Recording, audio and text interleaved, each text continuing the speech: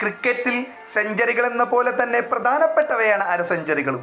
ചില സാഹചര്യങ്ങളിൽ താരങ്ങൾ കുറിക്കുന്ന അർദ്ധ സെഞ്ചുറികൾ മത്സരഗതിയെ തന്നെ മാറ്റിമറിക്കാറുണ്ട്. അത് വളരെ വേഗത്തിലുള്ളവയും ഫിനിഷിംഗ് ഓവറുകളിലുള്ളവയുമായാൽ അത് ജയപരാജയങ്ങൾ നിർണ്ണയിക്കുന്ന ഇന്നിങ്സുകളായി പരിണമിക്കുകയും ചെയ്യുന്നത് നാം എപ്പോഴും കാണാറുള്ളതാണ്. അത്തരത്തിൽ വളരെ കുറവ് ബോളുകളിൽ നിന്ന് തങ്ങളുടെ അർദ്ധശതകം പൂർത്തിയാക്കിയ 5 ഇന്ത്യൻ താരങ്ങളെക്കുറിച്ചാണ് വീഡിയോ. ഇതിൽ ഒന്നാം സ്ഥാനത്ത് നിൽക്കുന്ന ബാറ്റർ അത്ഭുതപ്പെടുത്തിയില്ലെങ്കിലും തീർച്ചയായും നിങ്ങളിൽ ഒരു ചെറിയ കൗതുകമുണർത്താൻ ചാൻസ് ഉണ്ട്. അപ്പോൾ ഡിയർ ഫ്രണ്ട്സ്, സീക്ക് സ്പോർട്സിൻ്റെ ഒരു ചെറിയ വീഡിയോയിലേക്ക് സ്വാഗതം. വീഡിയോയിലുണ്ടാകുന്ന തെറ്റുകളൊക്കെ ക്ഷമിച്ച് ചാനൽ സബ്സ്ക്രൈബ് ചെയ്യുന്ന കാര്യം ഒന്ന് പരിഗണിക്കുക. ഏകദിന ക്രിക്കറ്റ് മത്സരങ്ങളിലെ റെക്കോർഡുകളാണ് ഇവിടെ പങ്കുവയ്ക്കുന്നത്. 2020 ടെസ്റ്റ് ക്രിക്കറ്റിലെ എന്നിവ ഇവിടെ പരിഗണിച്ചിട്ടില്ല. 5 ഇന്ത്യൻ ബാറ്റ്സ്മാൻമാരെ കുറിച്ച് പറയുമ്പോൾ ആദ്യ സ്ഥാനം ഒഴികെ മറ്റു 4 പേരും 2ാം സ്ഥാനം പങ്കിടുന്നു എന്നുള്ളത് ഒരു ചെറിയ കൗതുകം തോന്നുന്ന കാര്യം തന്നെയാണ്. കാരണം 22 ബോളുകളിലാണ് ഈ 4 ഇന്ത്യൻ ബാറ്റർമാരും തങ്ങളുടെ അർദ്ധശതകം പൂർത്തിയാക്കിയത്. ഈ 4 പേരുടെ ലിസ്റ്റിൽ വേഗതേറിയ അര സെഞ്ചുറി പൂർത്തിയാക്കിയ ഒരു താരത്തെക്കുറിച്ച് പറഞ്ഞാൽ അയാൾ നമ്മുടെ എക്കാലത്തെയും മികച്ച ഇടംകയ്യൻ ബാറ്റർമാരിൽ ഒരാളും മികച്ച ഇന്ത്യൻ ഫീൽഡർമാരിൽ ഒരാളായി മാറിയിരുന്ന നമ്മുടെ യുവി അഥവാ സാക്ഷാൽ യുവരാജ് സിംഗ് തന്നെയാണ്. അദ്ദേഹം 2004 ബംഗ്ലാദേശിനെതിരെ നടന്ന ഏകദിനത്തിൽ കേവലം 22 പന്തുകൾ നേരിട്ടുകൊണ്ട് തൻ്റെ അർദ്ധശതകം കുറിക്കുകയായിരുന്നു.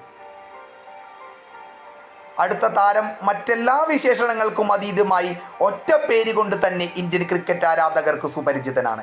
അതെ, ഇന്ത്യൻ ക്രിക്കറ്റിൻ്റെ എക്കാലത്തെയും വൻമതിൽ. പിന്നീട് ഇന്ത്യൻ ക്രിക്കറ്റ് ടീമിൻ്റെ പരിശീലകനായി 2020 വേൾഡ് കപ്പ് ഒരിക്കൽ കൂടി ഇന്ത്യയിൽ എത്തിച്ച നമ്മുടെ രാഹുൽ ദ്രാവിഡ് ആണ് ആ താരം. അദ്ദേഹം 2003 ന്യൂസിലൻഡിനെതിരെയാണ് 22 പന്തുകളിൽ തൻ്റെ അർദ്ധശതകം പൂർത്തിയാക്കിയത്.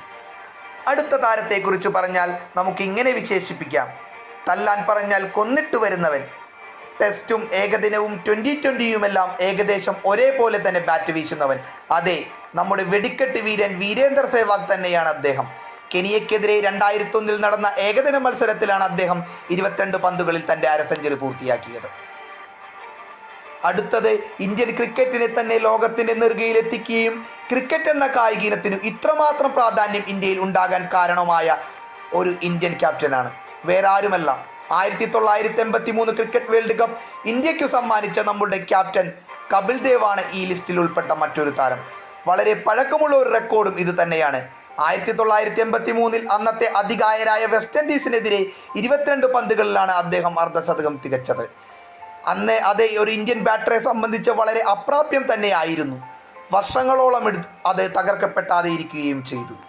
ഒരുപാട് വെടിക്കെട്ട് ബാറ്റർമാരുണ്ടായിട്ടും ഇപ്പോഴും ഏകദിന ക്രിക്കറ്റിൽ അതിവേഗ 50യിൽ 1ാം സ്ഥാനത്ത് നിൽക്കുന്നത് ഇന്ത്യയുടെ പഴയ ഒരു മുൻനിര ബോളറാണ്. 21 പന്തുകളിൽ നിന്ന് അദ്ദേഹം നേടിയ അര സെഞ്ചുറിയാണ് ഇന്നും ഏകദിന 50യിൽ ഒരു ഇന്ത്യക്കാരൻ നേടിയ അതിവേഗ അർദ്ധശതകം. പക്ഷേ പല അത്യാവശ്യ ഘട്ടങ്ങളിലും ഇന്ത്യക്ക് വേണ്ടി മികച്ച ബാറ്റിംഗ് അദ്ദേഹം പുറത്തെടുത്തിട്ടുണ്ട്.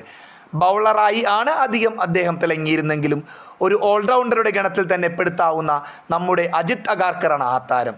ഇന്ത്യൻ ക്രിക്കറ്റ് ടീമിൻ്റെ മുഖ്യ സെലക്ടറുമായി പിന്നീട് മാറിയ അദ്ദേഹം 21 പന്തുകളിൽ നിന്ന് ഈ നേട്ടം കൈവരിക്കുന്നത് 2000 സിംബാബ്വെക്കെതിരെ നടന്ന ഏകദിന മത്സരത്തിലാണ്.